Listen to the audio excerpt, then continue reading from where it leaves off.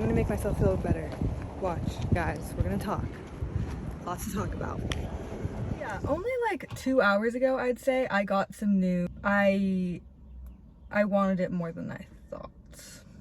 And I wish it was something I knew I wanted more, like, a year ago.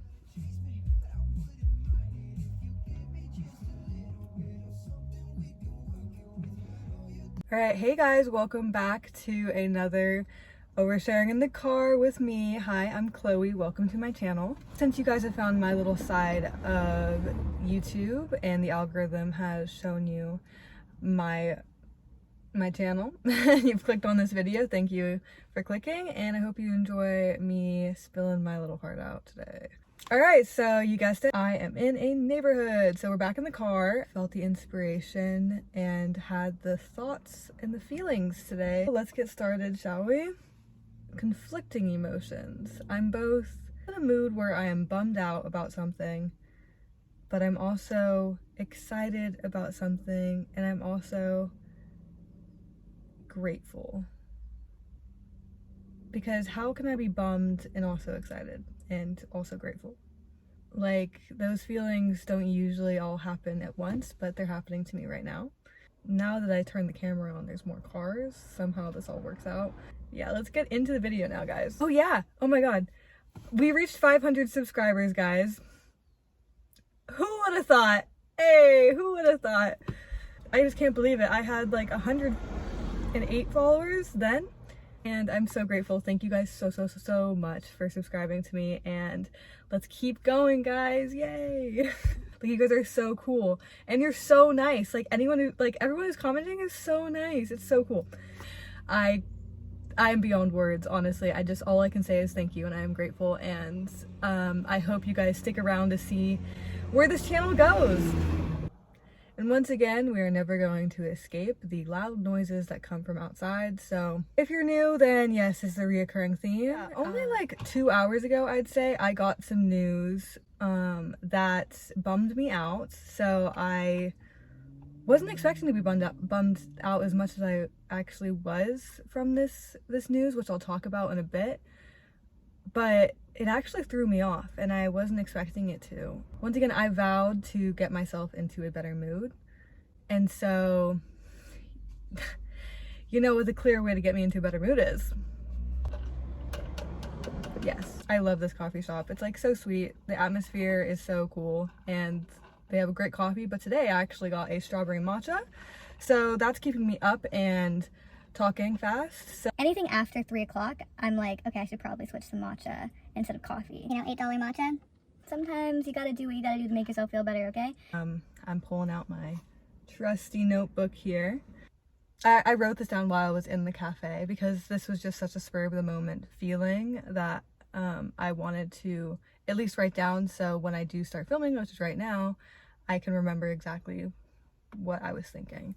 That's also a great reason to journal, is because like feelings and emotions pass quite quickly sometimes, and it can be easy to forget that you did once feel that way. Forgetfulness of like how a certain thing makes you feel can lead to you not understanding your own emotions. Does that make sense? The thing that bummed me out earlier today is I got an email from a university. I'll just say the university, actually. Why am I keeping it a secret? So I didn't get accepted into UCLA, which was my dream school to go for my master's/PhD for environmental science. It's a school that I really had high hopes on, knowing that it's a very hard school to get into, especially for the master's program. So going in knowing all of that, I still had these high hopes that I would still somehow get in, because I really just started visualizing what my life would be like if I went there. And anytime I think about it and think about the type of education I want, I think UCLA has one of the best and top educations, especially for environmental science, which a lot of schools don't have really good programs for environmental science. So really there isn't many options for that. So UCLA for a long time had been my dream school, but I got the email today and I didn't get accepted.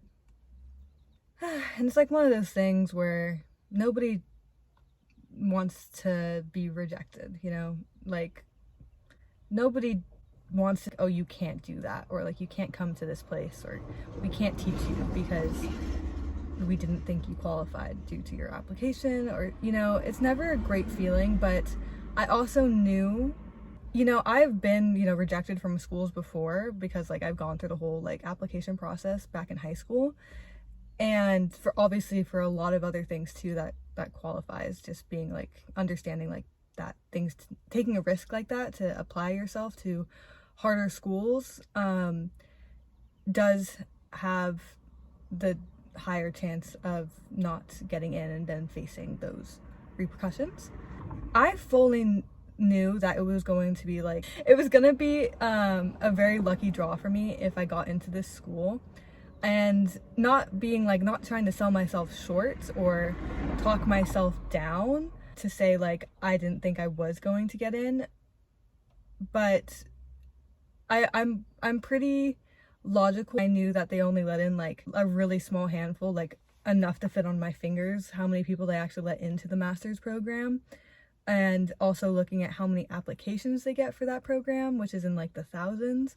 So just knowing that and looking at that statistic, I knew that my chances were low, and yet still I guess I had higher hopes than I thought I did, because when I got this email saying that I wasn't accepted, I wasn't expecting to feel so bummed that I felt, where it actually like completely shifted like my day. And I hope I'm making enough sense here, but I guess, you know, I kept saying that like, yeah, I'm not really gonna care that much if I don't get in, or like I kept telling people like, hey, yeah, I applied at school, but like chances are low, like it doesn't matter. Like it was just kind of like, ha ha ha, let me see if I can get in. I guess now that I realize I'm not gonna be going to this school, I wanted it more than I thought.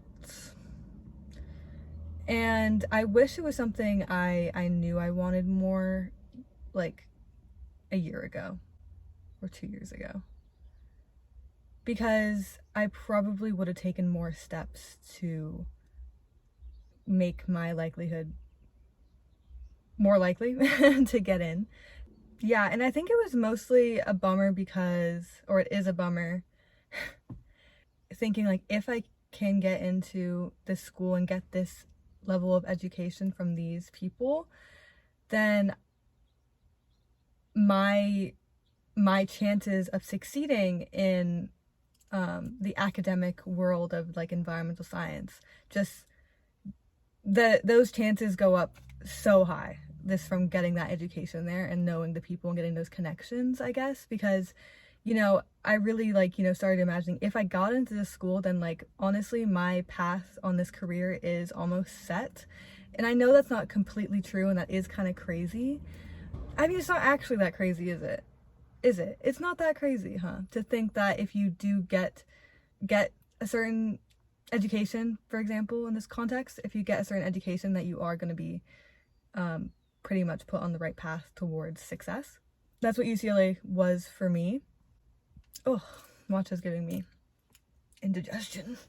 For me, UCLA was that goal that was going to, in my mind, really set me up to have a really good career, as well as something I could really be like proud of, I guess. And it sounds kind of negative to think that like just because you go to a certain school, like it makes you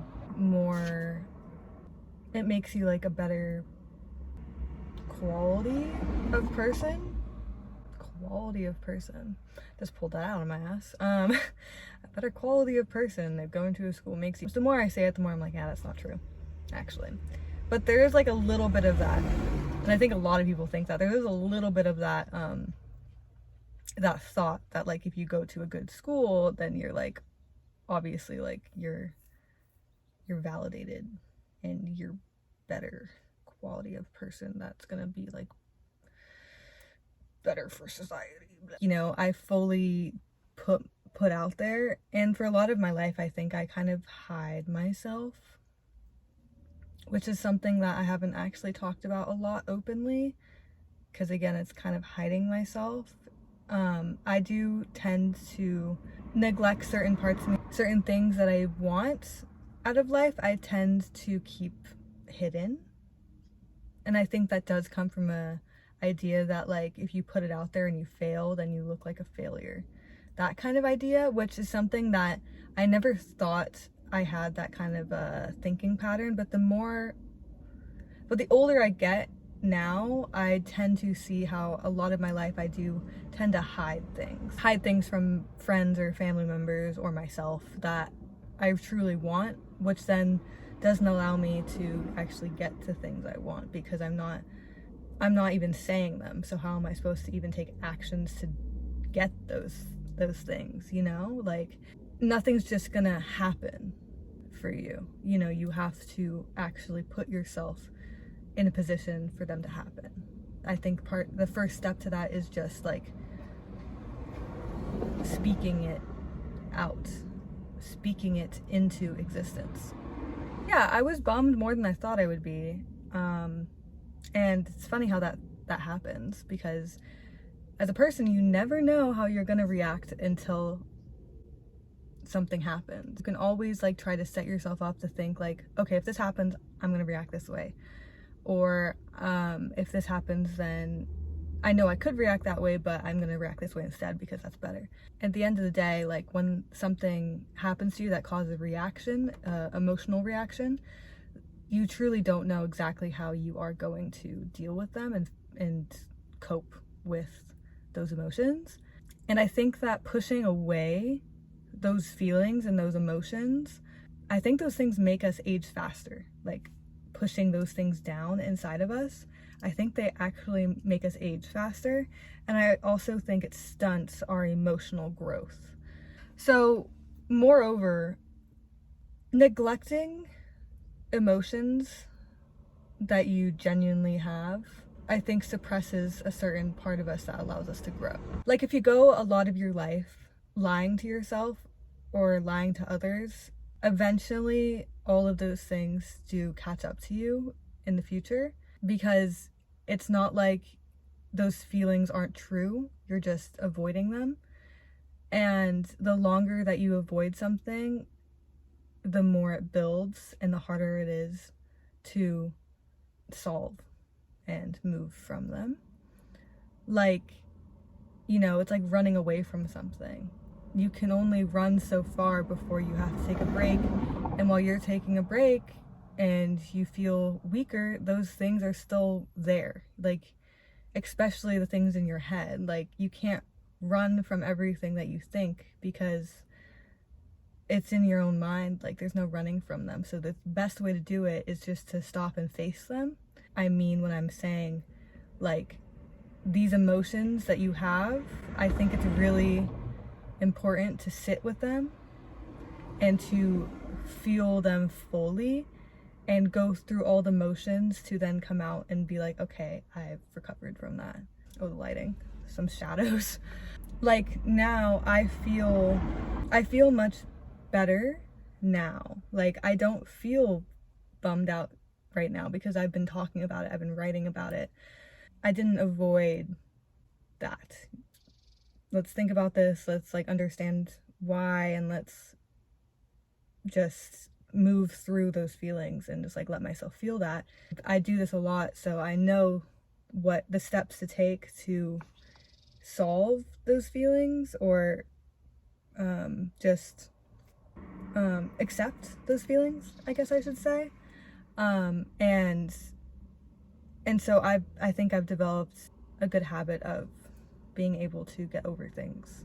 Not like get over them like it never happened, but get over them like, okay, I was feeling that way, now I'm feeling not. And I obviously am still like a little bit bummed because it just happened, but because, you know, I wrote it down in my journal like I was writing, because I'm talking now, and because I continue to think about what to do next instead of what I could have done, I'm definitely feeling a lot better.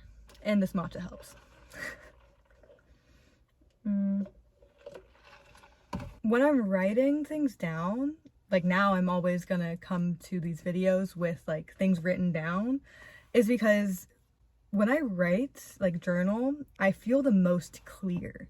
Literally putting thoughts to paper is such a great way to really understand the thoughts you're having and then really come up with solutions. Oh, that's really how I was feeling, hey? Like, that's really what I'm thinking in my head. Like, the heck?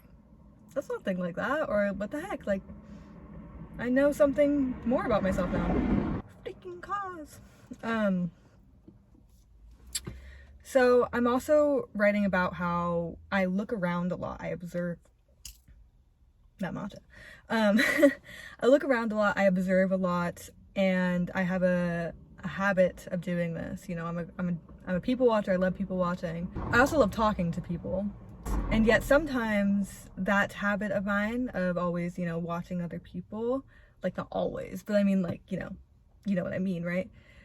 Sometimes that makes me notice things about myself that I shouldn't. And I talked a little bit about this in my other video in the park. But in a different aspect of this same topic is sometimes noticing things about yourself and others can also come back to you as comparison, wondering why I haven't achieved what that person's achieved, or like why are they driving that car and I'm driving this car? Why were they able to do that and I'm not? Or you know, that can sometimes be again like a different side of, you know, being observant, I guess, is that comparison can come into play. I know we've all like, you know, heard of the thing like comparison is the thief of joy. You know, moving past that, on the flip side, understand that comparison can also be used to study yourself further, I guess, because if you start thinking like, oh, like why do they have less, so use that to your advantage in a way of being like, oh, like good for them, like they have what they have and like it's cool that they got there. I guess I do want that, so maybe I should try to get there too. You've inspired me. Turning that little that little in your head, the click, a little click in your head, just the shifting your thought of like, oh my god, like I suck and they're better than me, to turning it into, they actually have something that I want too. Good for freaking them. Amazing. Like, they're great. Okay, now that I know that I want that, I'm gonna take steps to get there too. So thank you, random person on the street. You've inspired me.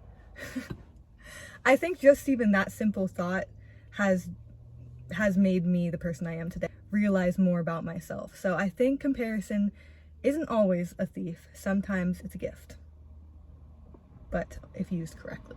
I also wrote in here as I was journaling, I was like, I'm so amped to get to filming. So my brain just wants to skip this writing part and get going. Like, this is so fun for me. Like, I know that this is fun for me. It's like actually a video diary. And I'm just so happy that other people find this entertaining and want to listen to my biases and my perspectives, because I know a lot of you also go through similar things and also have similar thoughts, so I'm happy that you can relate to some of these things I'm saying. Ooh, tot.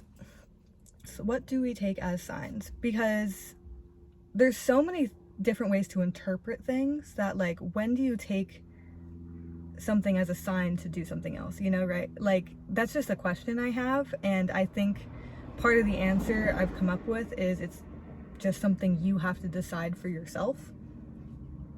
Or, you know, you can always interpret a sign as something else. At the end of the day, everything has its own different interpretation. So I guess just like an overall question I have that I don't exactly have an answer to is, what do we take as signs? Sometimes it can feel like I have to put extra work into things that comes easier to other people. And I'm sure, again, this is a universal feeling for a lot of people. So, period. I don't ever want to abandon something I enjoy. Because it's one thing to stop doing something because it no longer serves you purpose. but another to abandon something that does bring you purpose because you've gotten the door shut on you. That's where I want to leave that, basically, is never give up on things that genuinely bring you joy and genuinely bring you purpose, even if other people say you can't do it or say no to you or don't accept you into their university. Don't give up on your dreams and things that you want to do. And that's what I have to say on that for now. So I have to go, but I hope you guys enjoyed it, and I hope you guys are having a wonderful day, you beautiful people. I just can't wait to keep going and see where this leads us. And again, thank you for being here. Please leave me a comment down below, like this video, and subscribe to me for more videos. You rock, you're awesome, genuinely, you're amazing. You can do it, never give up, and I will see you guys again shortly. So sub, like, comment. All right, hang out with you guys again soon. Adios. Bye.